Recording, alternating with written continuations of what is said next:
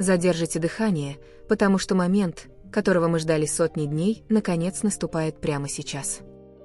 Не один, не двое, а 7. Аэропорт Инчхон сегодня утром полностью парализован, и причина этого вызовет у вас мурашки по коже. Это исторические секунды возвращения BTS полным составом OT7, направляющихся в Дубай.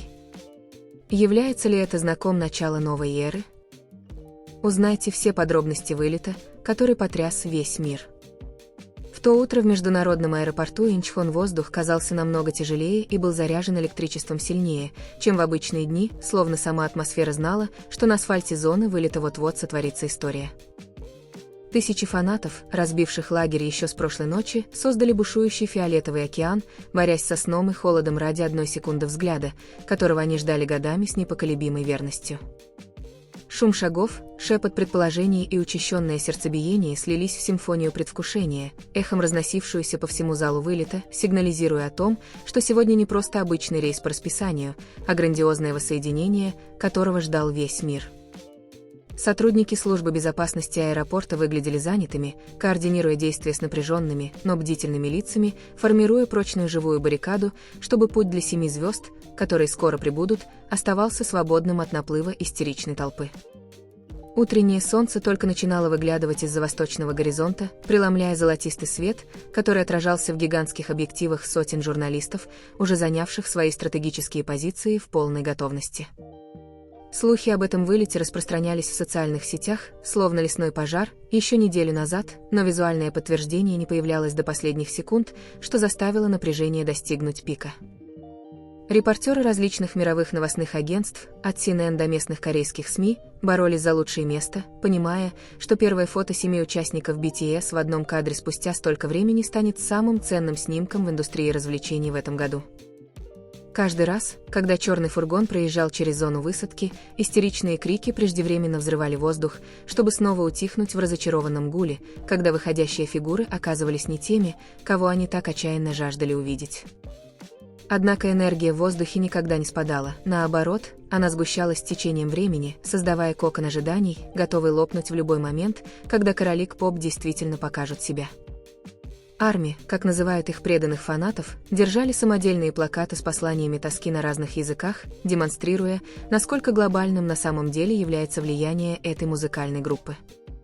В виртуальном мире хэштеги, связанные с вылетом BTS в Дубай, доминировали в мировых трендах, опережая политические новости или спортивные события, происходящие в любой другой части полушария. Аналитики музыкальной индустрии с изумлением наблюдали за этим феноменом, отмечая, что сила актуальности BTS ничуть не померкла, несмотря на то, что некоторое время назад они ушли на перерыв для выполнения воинских обязанностей каждым участникам.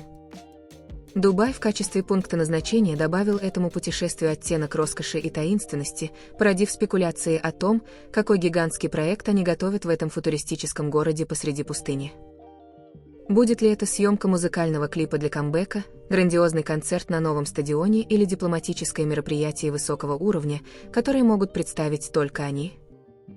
Никто не знал наверняка, и это неведение позволяло воображению фанатов летать дико, прорываясь сквозь границы возможного.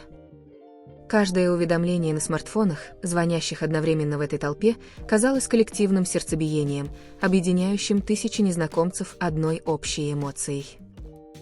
Внезапно атмосфера резко изменилась, когда серия абсолютно черных роскошных фургонов с тонированными стеклами въехала на VIP-полосу в составе колонны, которая была невероятно точной и пугающей.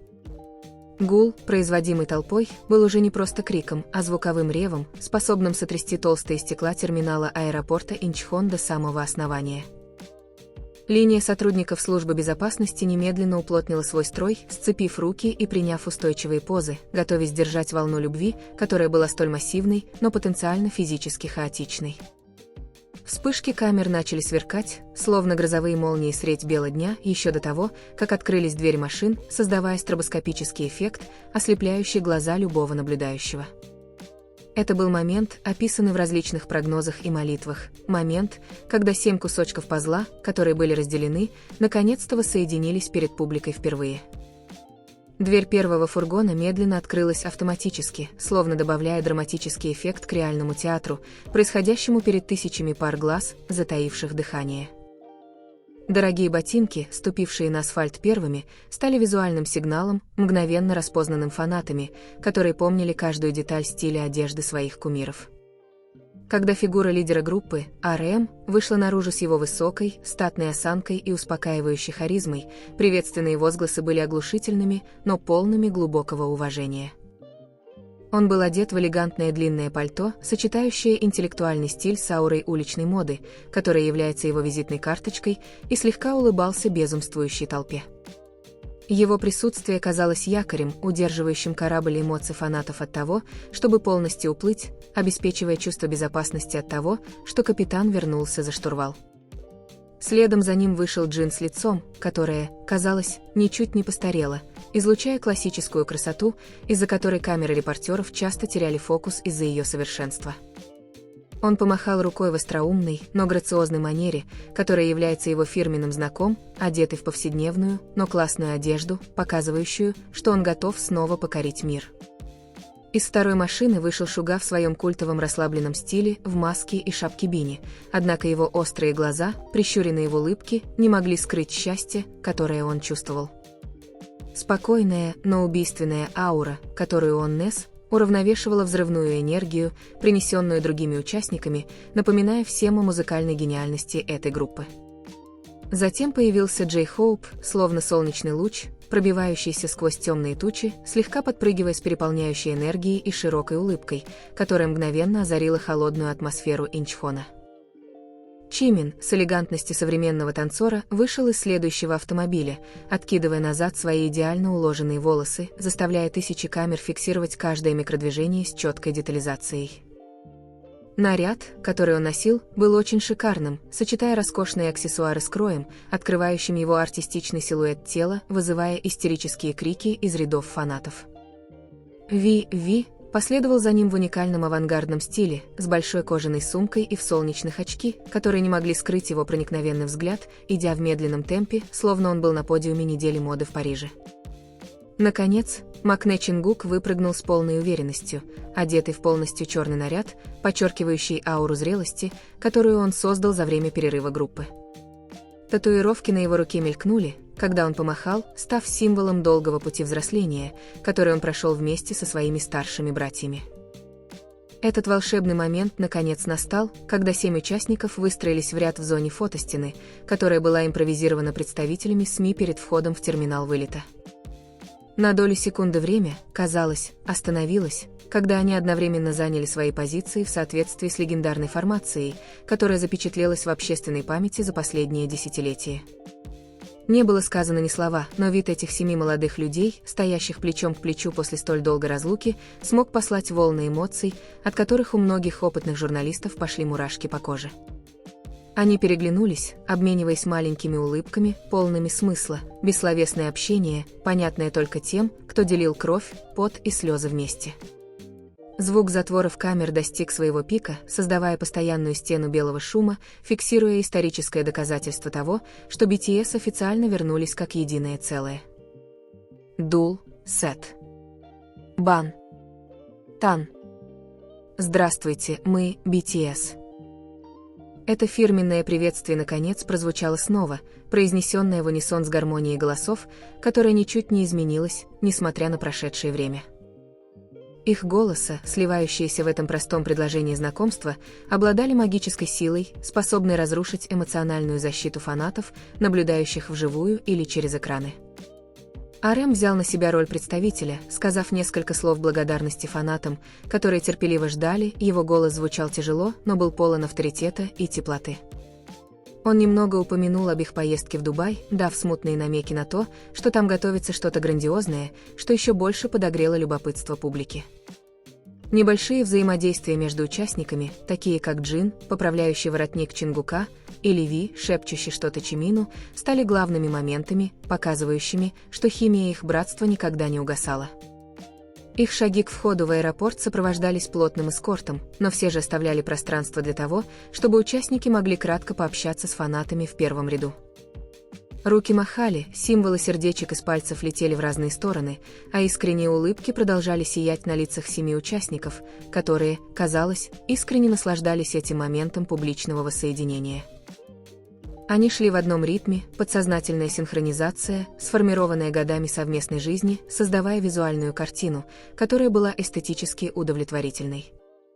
Вспышки камер отражались от мраморного пола аэропорта, создавая дорогу света, которая казалась специально расстеленной, чтобы приветствовать королей, возвращающихся на трон мирового музыкального королевства.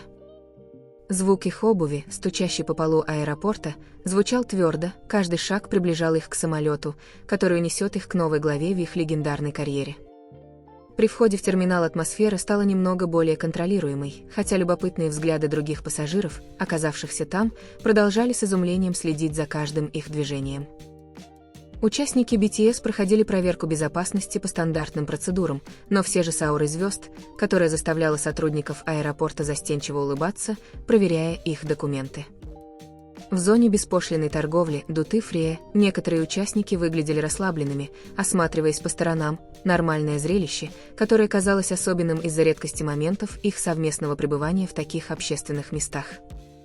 Ви выглядел заинтересованным какими-то очками на витрине, в то время как Джей Хоуп и Чимин смеялись, глядя на что-то в своих телефонах, возможно, отслеживая безумную реакцию виртуального мира на их прибытие только что.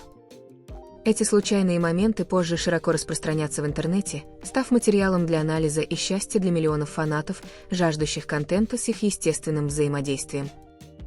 Путь к выходу на посадку стал длинным подиумом, где каждый участник демонстрировал свой стиль аэропортной моды, который всегда был меккой молодежных модных трендов во всем мире.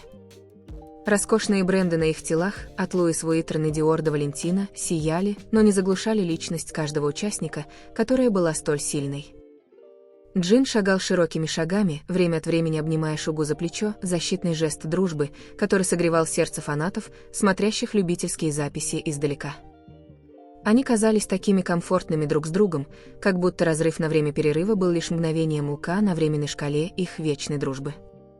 Не было неловкости, не было дистанции, были только 7 братьев, готовых снова покорить мир своей музыкой и позитивными посланиями. Пока они ждали в VIP-зале, вдали от прожекторов папарацци, атмосфера сменилась на более интимную и полную теплых разговоров об их будущих планах в Дубае. Они сидели кругом, старая привычка при обсуждении, говоря обо всем, от меню еды в самолете до новой хореографии, которую они, возможно, будут репетировать по прибытии. Менеджеры и сотрудники агентства, сопровождающие их, выглядели занятыми, но испытывали облегчение, понимая, что первый шаг этого масштабного возвращения прошел успешно без значительных инцидентов с безопасностью. За стеклом окна зала ожидания они могли видеть огромный самолет, который перенесет их через континенты, гигантскую машину, готовую доставить этих культурных послов Южной Кореи на следующую мировую сцену. Дубай, со всем его величием, казался самым подходящим местом, чтобы приветствовать возвращение величайшей музыкальной группы этого столетия. Снаружи аэропорта толпа фанатов начала медленно расходиться со смешанными чувствами между взрывной эйфорией и сладкой грустью, потому что им снова пришлось расстаться со своими кумирами. Однако на этот раз расставание ощущалось иначе. Не расставание из-за перерыва, а временное расставание, потому что их кумиры уезжали, чтобы снова творить как единая группа. Следы их присутствия все еще ощущались в воздухе Инчхона, оставляя позитивную энергию, которая делала это утро намного ярче обычного для всех, кто там находился. Социальные сети продолжали наводнять ленты HD-фотографиями, сделанными мастерами фан-сайтов, показывая детали счастливых выражений лиц участников, что стало доказательством того, что они скучали по этому моменту так же сильно, как и фанаты. Нарративы о том, что «король вернулся», начали появляться в различных новостных статьях, отмечая начало новой эры доминирования BTS. Тем временем сообщалось, что подготовка в Дубае достигла невиданного ранее уровня, роскошные отели и концертные площадки готовятся принять VIP-гостей, которые потрясут город. Ходили слухи, что Бурдж-Халифа, самое высокое здание в мире, будет подсвечено фиолетовым цветом в знак приветствия, дань уважения, оказываемая только самым влиятельным фигурам в мире. Промоутеры на Ближнем Востоке прекрасно понимали, что прибытие BTS – это не просто визит артистов, а экономический и культурный феномен, который окажет огромное влияние на местный туризм. Глобальное ожидание теперь сместилось из Инчхона в Дубай, и глаза всего мира были прикованы к тому, что сделают эти 7 молодых людей, как только их ноги коснутся горячего песка пустыни. Когда было объявлено о посадке на рейс в Дубай, 7 участников BTS одновременно поднялись со своих мест, поправляя одежду и беря ручную кладь с новым воодушевлением. Их шаги по телетрапу казались уверенными, словно каждый шаг был заявлением о том, что они готовы снова взять на себя ответственность как глобальные иконы молодого поколения. RM шел впереди, кратко оглядываясь назад, чтобы убедиться, что его 6 братьев следуют за ним, привычка лидера, которая никуда не исчезла, несмотря на прошедшие годы. У порога двери самолета их приветствовал экипаж, который старался оставаться профессиональным, хотя их глаза сияли, сдерживая изумление при виде 7 живых легенд, входящих в их салон. Дверь самолета закрылась, заперев 7 драгоценных камней Южной Кореи внутри металлической капсулы, которая рассечет небо на пути к месту мечты. В роскошном и приватном салоне первого класса участники наконец-то могли по-настоящему глубоко вздохнуть и на мгновение снять маски публичных фигур, снова став 7 обычными парнями, которые любят пошутить. Чингук сразу же начал искать закуски, в то время как Шуга тут же надел наушники и закрыл глаза, чтобы отдохнуть, а Джей Хоуп начал записывать короткий влог, чтобы задокументировать это историческое путешествие. Атмосфера в самолете была теплой и свойской, наполненной легкой болтовней и смехом, которого давно не было слышно так полно в одной комнате. Они осознавали, что эта поездка в Дубай – начало длинного марафона плотных графиков, но на этот раз они были не одни, у них были друг друга, величайшая сила, которая всегда была фундаментом успеха BTS. Самолет начал медленно двигаться по взлетной полосе, реактивные двигатели ревели мягко, но мощно, готовясь поднять в небо тяжелый груз ожиданий и мечтаний, несомый его пассажирами. Из окна самолета они, возможно, мельком увидели остатки толпы фанатов, все еще машущих издалека, маленькие фиолетовые точки, которые стали источником безграничной силы для их карьеры. Когда колеса самолета оторвались от асфальта Инчхона, возникло символическое чувство взлета, которое было большим, чем просто физический полет. Это был взлет второй главы карьеры BTS, которая, по прогнозам, будет еще более славной. Голубое небо, простирающееся широко над облаками, приветствовало их, словно предоставляя чистый холст, готовый быть расписанным снова красками их новой музыки и достижений. Воздушное путешествие в Дубай заняло много часов, дав участникам достаточно времени для размышлений, дискуссий или просто сна без помех шумного внешнего мира. На высоте 30 тысяч футов, вдали от прожекторов камеры и криков толпы, они выстраивали ментальные стратегии, чтобы встретить волну внимания, которая будет приветствовать их на Ближнем Востоке позже.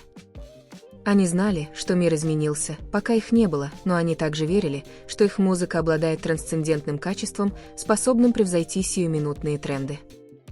Дискуссии о новых песнях, концепциях сцены и посланиях, которые они хотели передать ООН или другим глобальным форумам, возможно, происходили под мягкий гул двигателей самолета.